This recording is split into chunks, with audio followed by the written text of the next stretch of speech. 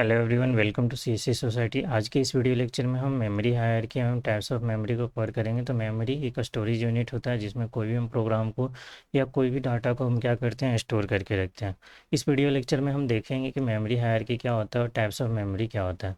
तो सबसे पहले अगर हम बात करें मेमोरी हायरार्की का, तो हम इसको on the basis of size के अकॉर्डिंग हम डिस्ट्रीब्यूट कर रखे हैं। जैसे सबसे पहले आ जाता है हमारे पास रजिस्टर, फिर आ जाता है कैश मेमोरी, फिर हमारे पास आएगा मेन मेमोरी, फिर आ जाएगा हमारे पास USB flash memory, magnetic disk या जिसे हम हार्ड डिस्क के नाम से भी जानते हैं, और लास्ट हमारे पास आ जाएगा मैग्नेटिक टेप या टेप ड्राइव के नाम से।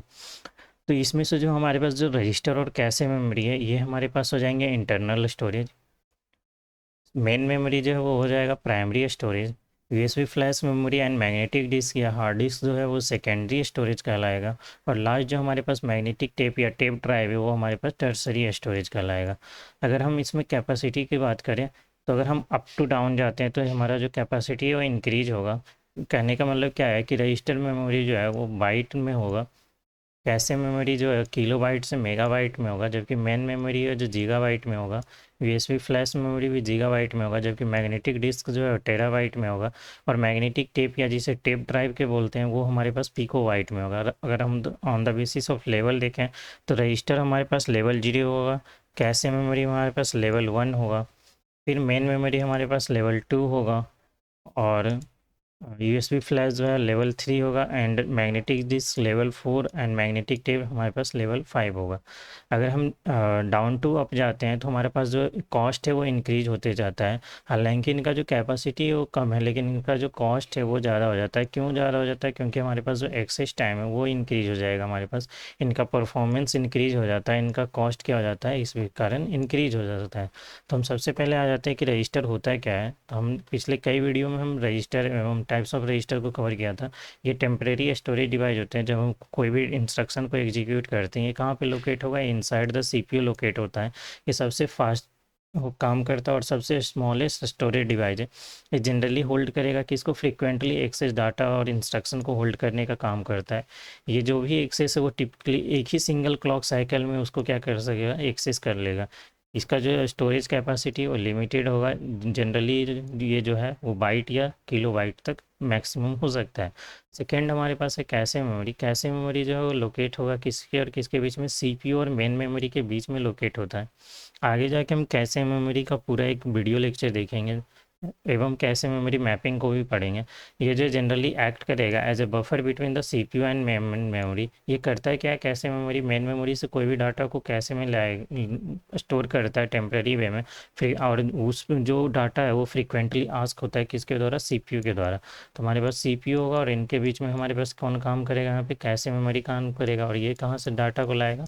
ये हमारे पास डाटा को मेन मेमोरी से लेके आएगा। तो कैसे एक टेम्परेरी वे में फ्रिक्वेंटली वे में स्टोर करेगा किसी भी डाटा को।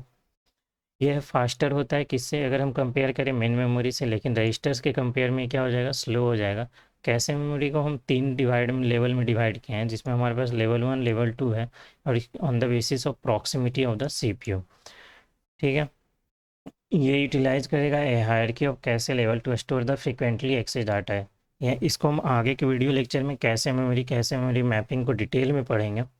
फिर आ जाता है हमारे पास थर्ड टाइप्स ऑफ मेमोरी, जो कि होता है हमारे पास मेन मेमोरी, जिसे हम प्राइमरी स्टोरेज या फिर रैंडम एक्सेस मेमोरी के नाम से भी जानते हैं। प्राइमरी मेमोरी जो है जनरली यूज होता है किसके लिए? डाटा को स्टोर करने के लिए। कोई भी इंस्ट्रक्शन ड्यूरिंग द प्रोग्राम, कोई भी प्रोग्राम अगर एग्जीक्यूट हो रहा है उस दौरान हमें किसी भी डाटा या इंस्ट्रक्शन को अगर स्टोर करना है तो हम किस मेमोरी का यूज़ करते हैं? मेन मेमोरी का यूज़ करते हैं। ये लार्जर कैपेसिटी होता है as compare to register and cache memory, लेकिन ये स्लोअर होगा अगर हम कैशे और रजिस्टर के अगर हम एक्सेस टाइम से कंपेयर करें तो। ये जो है डायरेक्टली एक्सेस होता है सीपीयू के द्वारा। थ्रू किसके द्वारा? हमारे पास मेमोरी एड्रेस। सीपीयू एक मेमोरी एड्रेस प्रोवाइड करेगा किसका? डाटा और इंस्ट्रक्शन का, जो कि स्टोर होगा किसमें? मेन मेमोरी में स्टोर होगा। ये वोलेटाइल इन नेचर होता है। कहने का क्या मतलब है वोलेटाइल? अगर आप इसमें अगर कोई भी प्रोग्राम जब एग्जीक्यूट हो रहा है तो अपना जो डाटा और इंस्ट्रक्शन जो है उस मेन मेमोरी में रैम में स्टोर होगा। जैसे ही हम अगर हमारा प्रोग्राम के एग्जीक्यूशन के दौरान अगर हमारे पास जो कंप्यूटर है वो अगर ऑफ हो जाता है तो वो जो हमारे पास जो डाटा था वो लॉस हो जाएगा। किसके केस में? मेन मेमोरी के केस में। फोर्थ आ जाते हैं हम यूएसबी फ्लैश मेमोरी। ये जो है जनरली पोर्टेबल स्टोरेज होता है, इसको हम हर एक डिवाइस के ऊपर रन करा सकते हैं। करने का मतलब क्या है कि डिवाइस टू डिवाइस सब ये डिफ़र करेगा। ये नॉन वोलेटाइल मेमोरी होता है। रिटेन डाटा, अगर हमारे पास जो पावर है वो कट ऑफ भी हो जाता है तो हमारा जो डाटा है वो क्या रहेगा, स्टोर रहेगा। इसका जो मीडियम है वो एक्सेस करने का वो फास्ट होगा, लेकिन मेन मेमोरी से क्या होता है, स्लो होता है। उसके बाद क्या हो जाएगा, use for data transfer and portable storage, commonly found in USB drive. Generally ये यूएसबी ड्राइव और मेमोरी कार्ड के फॉर्म में अवेलेबल होता है। फिर नेक्स्ट आ जाता है हमारे पास मैग्नेटिक डिस्क, या जिसे हम हार्ड डिस्क ड्राइव के नाम से भी जानते हैं। अगेन ये नॉन वोलेटाइल स्टोरेज मीडियम होता है। कहने का क्या मतलब, अगर हमारे इसमें जो डाटा है, अगर हम लैपटॉप या पीसी को अगर ऑफ भी कर देते हैं तो हमारे पास जो डाटा है वो लॉस नहीं होगा, वो स्टोर रहेगा। ये जनरली होगा लार्जर स्टोरेज कैपेसिटी के लिए यूज़ होगा। इसका जो एक्सेस टाइम है वो स्लो होगा as compare to main memory and cache memory. ये यूज़ होता है लॉन्ग टर्म डाटा स्टोरेज के लिए किसी भी कंप्यूटर के अंदर।